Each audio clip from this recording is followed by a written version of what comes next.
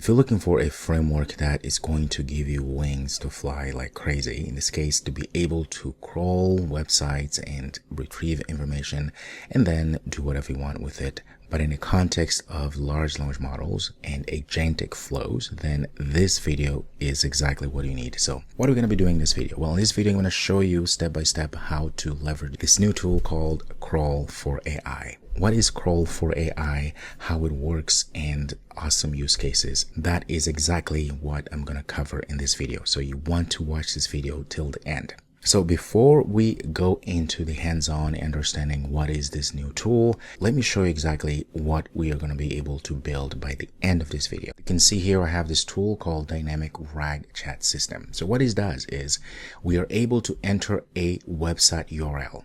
Any website URL. In the back end, a few things will happen. Crawl4AI is going to be able to parse and crawl that website, get all of the information for each page that it may contain, and all of that information is going to be chopped up and added into ChromaDB, which means the chunks as well as the embeddings. And then we're going to create a RAG system attached to an agent using Agentic AI. So I'm going to show you real quick. So in this case here, you can see this very nice user interface. Use this URL here, which is going to be the URL for docs crawl4ai.com. And once you add that, you can see at first says system status waiting for content.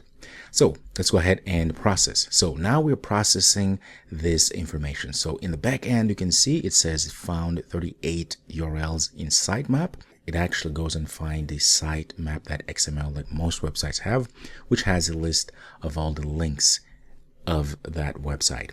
It's going to go ahead and crawl and get all that information. And at the end, we're going to have everything into a ChromaDB, a vector database, and be able to then chat with that data.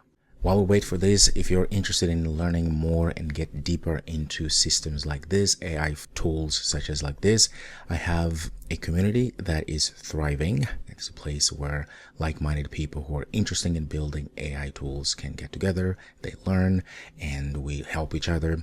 And most importantly, you have direct access to me and many, many other people who are very smart. I mean, really smart, building stuff AI related. If you're interested in joining this community where we have live calls and build things, as well as code templates, courses on AI, and many things that you will need to actually start building real world applications, check out the link in the descriptions. You can see that we have all loaded URLs that were essentially taken, that were crawled, and then pulled all the information from them. Okay, so all of that. Also, you can see we have suggested questions that we can take, right, and ask questions about. But because I know a little bit about this docs, which we'll talk about in this video, I can go ahead and say how to set up this. Just very vague. And you can see, hopefully we're going to see that, there we go. It knows exactly it's about Crawl4AI. Follow these steps and we can start basic installation. This is what you do and all of this. And also gives us how to test to get everything going. And I can go ahead and add other questions such as tell me about Docker deployment, because I know there is Docker deployment, of course, in the documentation. And for a little bit, you can see that here it's going to say Docker and gives us all the information. All of this, ladies and gentlemen, it's coming from what was crawled and what was added into our local vector database, Chroma database in this case. And the other thing we can do is we can go ahead and clear the database, or we can even process other websites. So if I go clear database, you can see it's clear and there's nothing in our database. So this is what we're going to be building in this video using Crawl4AI. So of course, first, let's get started and understand what is this thing. Now, Crawl4AI, open source LLM friendly web crawler and scraper. This is exciting because that means we're able to use this tool with other tools to do all sorts of things. But the basis is that we're able to quickly scrape websites. Now, I do understand that scraping data from different websites, that poses some legality, which means sometimes this can be illegal, but I'll leave that to you. Be careful with that. There are rules and laws around that. Okay, so just be safe out there. All right, so what is this thing? You can see this is actually growing really fast. You can see here, this is what we call #1 repository of the day GitHub repository, which means they are very, very popular and they are growing at a very high rate. You can see that it says here, Crawl4AI is #1 trending GitHub repository, actively maintained by a vibrant community. It delivers blazing fast, AI-ready web crawling tailored for large language models. AI agents and data pipelines fully open source, flexible, and built for real-time performance. Crawl4AI empowers developers with unmatched speed, I like that, precision, and deployment ease. Installation process, you can click here. It takes exactly how to do that. Now, again, the question is, why would you want to do that? Well, I don't think I have to convince you that scraping data, it's very useful for many, many use cases. And so, of course, with Python, and there are many tools out there that you can use to do just that. But with this tool, especially if you want to use it in your AI workflow, this seems to be the one to go for it. Okay, so let's go ahead and real quick and start going through the process of installing it. All right, so the first thing we're going to do, we're going to just go ahead and of course open your project, and you should have access to all of this at the end of the day. Make sure that you have a virtual environment running and all of that is good. And also for later, you will need to have OpenAI API key. So make sure you have all those things. All right, so the first thing, of course, as they say, we're going to go ahead and say pip that. So I already have installed, but go ahead and do this. You should have Crawl4AI in your system. Okay, so initial setup, diagnostics and everything. And then you go and run this one, Crawl4AI setup. And it tells you exactly what does that do. Well, it installs all updates required to Playwright, browser, Chromium, Firefox. So essentially, it gets all of the tools that you need to actually, so that Crawl4AI is able to crawl websites and all of that. Of course, you run this Crawl4AI doctor, the same thing I always did, and then you should be good to go. So this is going to check Python version compatibilities and verify Playwright installation, and also make sure to inspect your environment variables or libraries conflicts, as it says here. Okay, so if there's no any issues, then you should be good to go. If you find some issues, go ahead and run this again. Now, the part that is exciting here, let's go ahead and how to put together a very simple crawl, right? So create a very basic web crawler. Okay, so we're going to use the single page crawl here. So very simple. First, of course, we're going to import async.io because these processes need to happen asynchronously.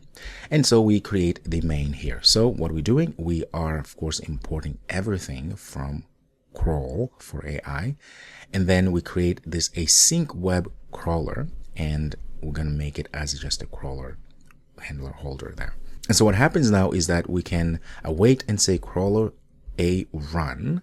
If you hover over, you can see what this a run method does and all the things that we can pass. It says here, runs the crawler for a single source. As the name implies, we can pass any website here. Now, we're going to be using Pydantic later, but I'm going to use that, which is an AI framework that we're going to be using later. Okay, so what we'll do then is that we're going to get all the markdown from this URL.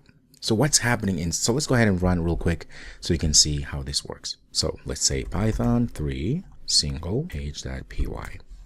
Okay, so it's going to do all the work, and just like that, ladies and gentlemen, it was able to go and fetch everything. The thing to consider here is that all of these documents, now all of these source from this URL was compiled into Markdown. So Markdown format is really good for large language models because it's easy to digest. This is what you will see. So it's getting all the information from that page, crawl and extract all that information, scrape, and put that as a markdown, as you can see here. And so you can see that indeed we say result.markdown. If I hover over, or if I go ahead and say dot, I can go ahead and use clean HTML or any other type that we have here. But the markdown seems to be good. We have version 2 and version just number 1 there. All right, so there we go. This is real cool. Now let's go ahead and try a different one. I'm going to use the Crawl4AI in this case, and the same thing I'm going to do. And let's run again. And you see, it tells you exactly, first of all, it's going to go ahead and initialize. this is what's happening, and then it's going to fetch the docs Crawl4AI and gives us some metadata as well, as you see here. And then it goes, starts doing all that information, shows at least all of the information that was scraped into a markdown format. But this time you should start thinking of use cases, because once you have all this information, you can go ahead and start pulling all the pieces if you want to then summarize, for instance, all the contents of this page, right? So you can see how quickly we can start putting together some awesome use cases using this. Very good. So now if you continue in our documentation here, we can go to simple crawling, which is what we saw earlier. And if you want more information, of course, it's always nice to come here and read to get more information. Okay, we have crawler results. So it talks about when you call a run, what happens, and nice to understand here. Returns a crawl result object containing everything you might need. Raw HTML, as you saw, I showed you, screenshots or PDF and everything. So there's more that you can get from this crawl result object. Okay, and talks about the crawl result model internally, what it does, the fields that are running in the backend to go and fetch all that information, which you can get. So you saw that HTML or the clean HTML you saw when I said result dot, and we can go and get clean HTML, we can get links, we can get all these things. All of that is awesome. Now we don't have to do much. We just call, create the web crawler, and then we get the result. And then we can probe in and get all the information that we want from our object. Now, usually websites have more than one page, which means we need to find a way in which we can extract or scrape more than one page sequentially, essentially, right? So how is that possible? So we can go ahead here and look for, so if you go to advanced here, you can go to multi-URL crawling, click here. You can see here this async web can handle multiple URLs in single run, which can greatly reduce overhead, speed, and crawling. Here they show. Now, if you do this naively, which what you would do, put everything in a for loop, this is what will happen, which is not good. It says here, you'll end up spinning up a new browser for each URL, which is not good. And you'll be also closing it immediately after this single crawl. This is not a good way, which means you potentially are going to use a lot of CPU and memory, which is not good. So a better way here, they call this sequential crawling with session reuse. If you look at this code here, it explains itself. So essentially what you're doing here is, first of all, you go ahead and create this browser config and you say headless to true. And then we pass some extra arguments here, which you can read. And then we create the crawl config object here, where we pass this default markdown generator to create the markdown. And then next we create the crawler, which is going to go ahead and open a browser for us, as you see here. And then we start. The beauty here is that we're going to reuse, in this case, the same session, so that we don't end up opening many web browsers as we go through each link. Okay, so that's all that information. And then at the end, we ended up getting, in this case, the result. All what I just showed you before, this is the code. We created this get AI docs URL. So essentially, first we create the actual sitemap URL here. So most websites will have sitemap.xml, which essentially is going to give us the XML of all the links for that website. So this is good for web browsers as well as Google, in this case, search engines, right, that crawl the web to get information about websites.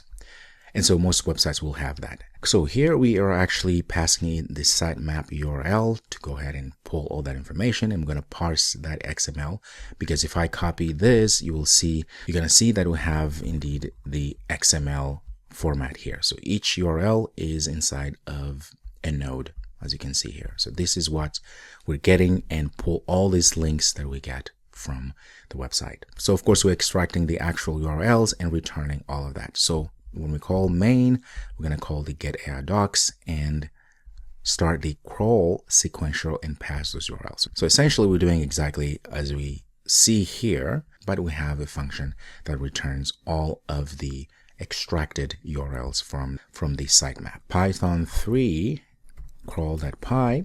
Look at this. Now it's sequentially getting each one of those pages. Look at all this information that we got here. Okay, that's a lot. So you can see the markdown length is 7,796, and it went ahead and did all of that stuff. So you can see the markdown is showing here all of the information for each one of these pages. All right, so there we go. This is really good because now we're able not to just look at one URL, but we can sequentially get all of these different URLs. Coming back right here, you can see why this is a good thing, because there's only one browser that is launched and it's minimal memory usage. If the site requires login, you can log in once in a session ID context, and in this case, preserve auth across all URLs. All right, very good. So the next thing to get things even better, you can actually do what are called the parallel crawling with browser reuse. So they talk about to speed up crawling further, you can crawl multiple URLs in parallel. Let's go ahead and look at the code. The thing they say, go ahead and install pip install psutil. And then here is the code. So I'm gonna go over the code because I think it's something that you can do on your own. But idea is very similar. You can see you have this function crawl parallel, and you pass the URLs because you will have different multiple URLs, and you wanted them to go in parallel as they go through the process of reprocessing and getting information, crawling and getting information throughout that. So most of the code is pretty much the same, right? Creating this browser configuration file here and creating an instance of the crawler, as you see there. And we go through the process of getting each one of the URLs and creating unique sessions as we go through the process of getting all that information, okay? And so all this code here, I actually got all this code from here, and I made some minor changes, which we can run right away. I call this fast crawl. So same code. You can see we have the same function where we're getting something from, in this case, this sitemap here. We can also change this just to change a little bit. I'm going to put the docs Crawl4AI sitemap XML. And we're doing the same thing we saw before. And then we just go ahead and run crawl parallel. That's what we're calling here to start running everything. Let's go ahead and check this out. Crawl and hit enter. Okay, so 38 URLs to crawl. So it's going to just parallel crawling with browser reuse plus memory check. And you can see here, even at the end, at the peak, we only using 124 megabytes. So this is really good because now you can see the first batch uses 102, the second, and at the end, only 124 for 4 batches that went through, which is 38 pages. Right? I hope you've seen the power of this new tool. Now let me show you this final use case here. The use case is as follows. Imagine that you are learning how to use a new tool such as Crawl4AI. You can go to the docs and learn everything you need to learn about Crawl4AI. It's real cool, but how awesome would it be for you to be able to create a RAG system using different tools, using agents? In this case, we're going to use Agentic AI agent. If you don't know what that is, I have a video where I talked about Agentic AI. You can go and check it out. Having this system is going to be great because now you can use Crawl4AI to go ahead and crawl these entire pages, all these pages, and put all of that into a vector database, and then using AI agents, beautiful, to be able to converse or ask questions about your documents. And you get all the information you need from the corpus of documents. This is the use case I'm going to show you how to put together. Now, to simplify everything, you can see that I have this requirements.txt, which has all of the dependencies that you'll need. So use that to start your project. So how do you do that? Okay, so go ahead and go to the gen rag crawl. That is the main one. Okay, so this is general. This is more direct, which is not dynamic, which means the link to parse and crawl and scrape is actually in the code. So this is more general, what allows you to actually add the URL. First, let's go ahead and look at the crawler. So the crawler I put together, I used all of the pieces that we've talked about using Crawl4AI. So essentially it has a few functions here. Now, there's a lot of code. I'm not going to go over everything, but just know this is the one that has the parallel crawl, that has crawl parallel, for instance, which you've seen to be able to leverage the speed and also the efficiency of crawling and making sure that we're not using too much memory. So that is one function that I have here. I have the process and store documents here, as the name implies, this is going to process a document and store its chunks in parallel. Okay, and here I have insert chunks, so it go ahead and insert process chunk into a Chroma DB. And then we have the actual process chunk. This is the insert chunk, I should say, and this is process chunk, which goes and process all the chunks that we get. Now notice that we also have these extracted and embeddings. What's happening here is that we get embeddings function. Click here. This embedding functions, what it does? Well, it creates embeddings. So we use the text embedding 3 small to get all of that going. Now keep in mind that for this to work, you have to create a .env file just like this and remove the example, and make sure you add your OpenAI API key. And if you want, you can also put this LLM model and just put something like this. And next I have this dbpy file. So what is this? Well, this is very simple. This is the file that goes ahead and instantiates a Chroma DB locally. All right, so that's what we're doing here, setting everything up. And of course we have this init collection, which we go ahead and get or create a collection. Okay, so here I put Agentic AI docs, but we could just put any name that we want. That's fine. Right, and then we have this Agentic AI agent. So I'm using Agentic AI again. This is not going to be a course on Agentic AI framework, but the idea is very simple, is that we're using the Agentic AI framework to create an AI that is able to do all the RAG processes, that's able to converse with our data that was pulled in from using Crawl4AI and all that. We have here a system prompt, and you can see that we created this Agentic AI dependencies. That's how you create a class using Agentic AI, using this framework, and you pass in the main dependencies that you need. So we need a collection, which is the database, and the OpenAI as the client. Okay. All right, so here we go. We create a Agentic AI agent. It's just very simple. We pass the model, which we've created somewhere here. Okay. And then we pass the system prompt, which is the one we created here, to say you are an expert assistant with access to a knowledge base of documentation and content, all of that. Okay, so we have dependencies types that we're going to pass in, which is just a class that we created here to say this agent is going to have these dependencies of collection and the async OpenAI. Okay, we said retries 2 times to retry before it stops. All right, so we have the get embeddings that gets embeddings. Notice that we are using OpenAI client and create embedding, and we're using the model text embedding 3 small and all of that. Now we need to have tools that we're going to attach to our agent, and this is how you create a tool. Now, okay, so we do all of that to create a tool. Essentially what we're doing here, this is where we use these dependencies to say collection.query. This collection here, of course, is the collection of our database. At this point, we'll have all the embeddings, all the information, so that we can go ahead and pass the query embeddings, which was created by creating the embedding here, the query, and then we include documents and metadata, and results is 5 that we're getting from the database. Results are returned, and all of that is there. Okay, so we have other agent here for the listing of documentation, to list all the documentation as things are working, as we ask questions and so forth. But that is essentially what we have. Okay, so then we have the UI. The UI, of course, is essentially the user interface. In this case, I'm using Streamlit. We're instantiating all these pieces of this workflow to put together. And let's go ahead and run this real quick. You will see that this works and we can test it out. Run UI.py. And because we don't have anything, it says welcome, start by adding a website to create your knowledge base. So if we had something in our knowledge base, then it would show here that we have something, and then we should be good to go. Okay, so I'm going to add a sitemap, or even I'm going to add a just simple URL, because in the back end, if I just put a URL like this, it's going to go ahead and append that sitemap.xml. So I'm going to use Crawl4AI, for AI, I should say. And let's go ahead and click process.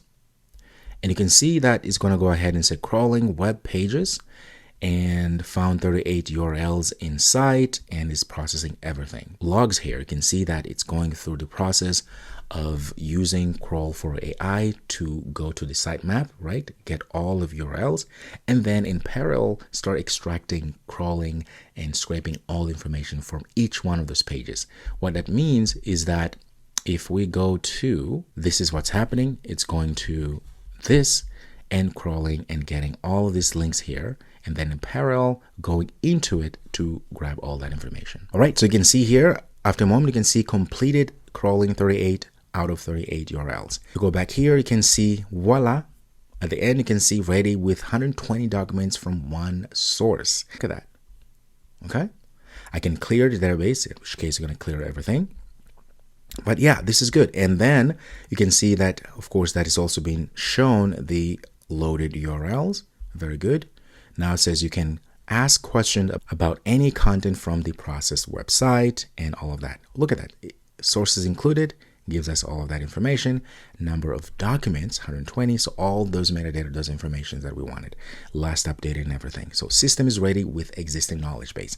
This is cool. This is exciting because I will be using this for my own learning and new tools and all of that. Right? Now, the beauty here is that I can go ahead and close this down, okay, and open. That's very nice.